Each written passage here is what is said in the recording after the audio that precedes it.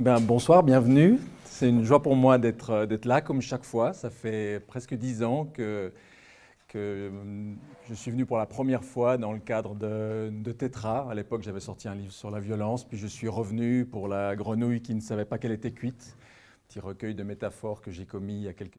Dans mon parcours, je me suis intéressé, j'ai rencontré énormément de gens.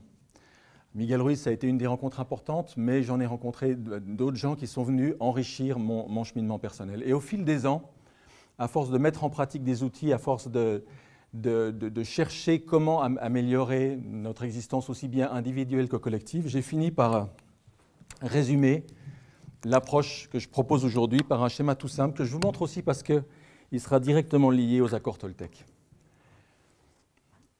On est constitué de 4 choses.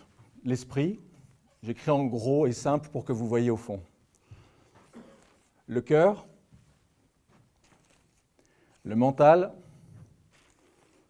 et le corps, que je représente exprès sous cette forme de losange.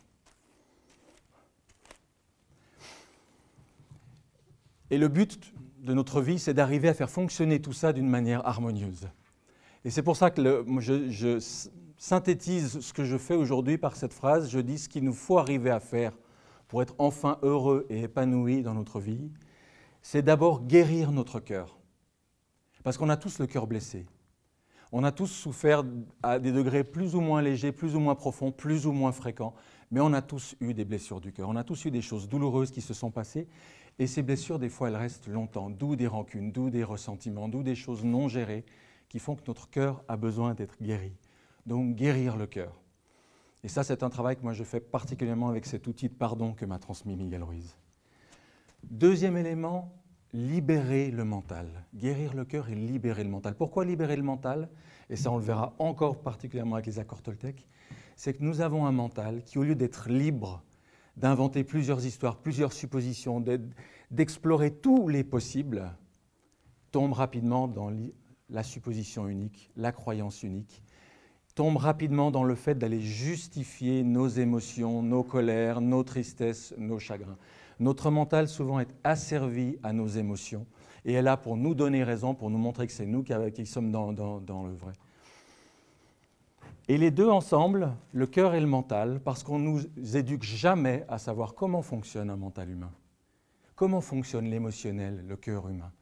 On nous bourre le crâne de connaissances pendant 20 ans à l'école, mais jamais on nous apprend comment fonctionne ce couple intérieur, ce couple homme-femme, cœur-tête qui est à l'intérieur de nous. Et en réalité, les deux ensemble, ils tissent tout un cocon de pensées, de sentiments, de choses. On se fait toute une histoire, on vit telle émotion difficile, on s'invente toute une histoire, toute une interprétation, on se fait tout un monde de suppositions, de croyances, de machins, à tel point que la lumière du soleil là-haut, elle n'arrive plus à descendre jusque là en bas. On aimerait bien sentir le divin, on aimerait bien sentir le spirituel, on aimerait bien toucher cette dimension spirituelle, mais on est tellement pris par nos pensées, par nos sentiments, par nos histoires, que ça ne passe plus. Donc le travail de départ, c'est ça, c'est guérir son cœur et libérer son mental pour que l'esprit puisse se refléter dans le corps. Si je devais exprimer ça en termes bibliques, j'aurais dit quoi? Apaiser les eaux et dégager le ciel pour que le soleil féconde la terre. Apaiser les eaux, parce que le cœur, c'est toute la symbolique de l'eau, à travers toutes les traditions. Pensez à Verlaine, il pleut sur la ville comme il pleure dans mon cœur.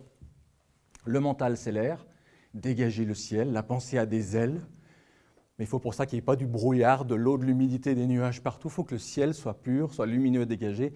Et à ce moment-là, le soleil, l'esprit, peut faire descendre sa lumière sur nous. Et on verra tout à l'heure que les 4 accords Toltec s'inscrivent dans ce schéma-là. Il y en a un qui travaille sur le plan spirituel, un qui travaille sur le cœur, un qui travaille sur le mental et un qui amène l'exigence qualitative au quotidien dans chacun de nos actes. Ce qui fait que lorsque j'ai rencontré Miguel Ruiz en 1999 au Mexique, moi j'avais déjà 20 ans de vie spirituelle derrière moi, et ce qui m'a tout de suite frappé, c'est de retrouver dans cet enseignement des bases qui existent chez nous, qui existent dans notre structure. Cette structure-là, vous savez où vous la trouvez? Si vous regardez, vous la trouvez dans la genèse. C'est une structure archétypale qu'on retrouve partout. C'est pour ça que je voulais commencer avec ça ce soir, parce qu'une fois que vous aurez ce schéma, ce losange en tête, vous allez voir qu'on le retrouve partout. Si vous relisez la création du monde en 7 jours, ben vous verrez qu'en réalité, c'est 2 fois 3 jours plus 1. Premier jour, il crée la lumière. Vous avez le premier principe, l'esprit. Deuxième jour, la dualité apparaît. Il sépare les eaux d'en haut et les eaux d'en bas. On a le 2.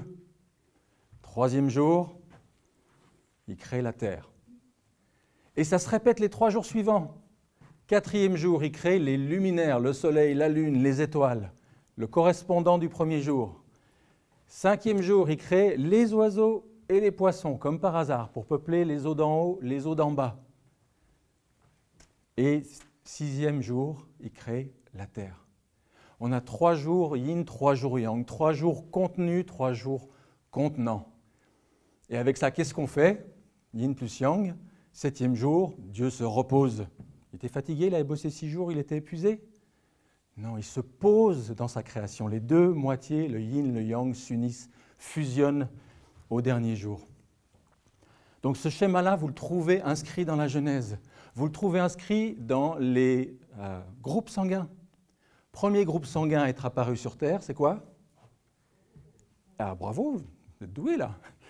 Groupe sanguin O, c'est le premier qui est apparu, les chasseurs-cueilleurs, le donneur universel. C'est un groupe sanguin qui peut donner au A, au B, au AB. Comme l'esprit donne, comme la lumière rayonne.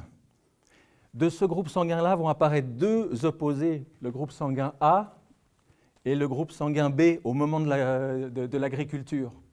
Le groupe sanguin A qui prédomine dans toute l'Europe de l'Ouest. Hein, le rideau de fer d'autrefois, c'était quoi?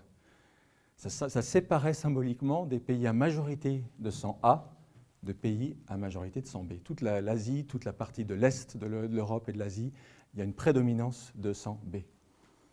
Et enfin, dernier groupe sanguin à être apparu, qui est minoritaire sur toute la planète, il y en a 7% je crois au Japon, le groupe sanguin AB, qui synthétise, qui réunit, qui rassemble les 2 contraires. Je vous donne juste ces schémas-là rapidement parce que c'est des clés que vous pourrez retrouver partout. Vous les retrouverez dans la musique, vous les retrouverez dans la chimie, vous les retrouverez en vous. C'est une clé archétypale de compréhension et ce n'est pas pour rien que les 4 accords toltèques sont basés sur le schéma en losange parce qu'ils obéissent à quelque chose d'archétypal qui parle en nous extrêmement profond même si on ne conscientise pas ce que je suis en train de vous expliquer là. Vous voyez ?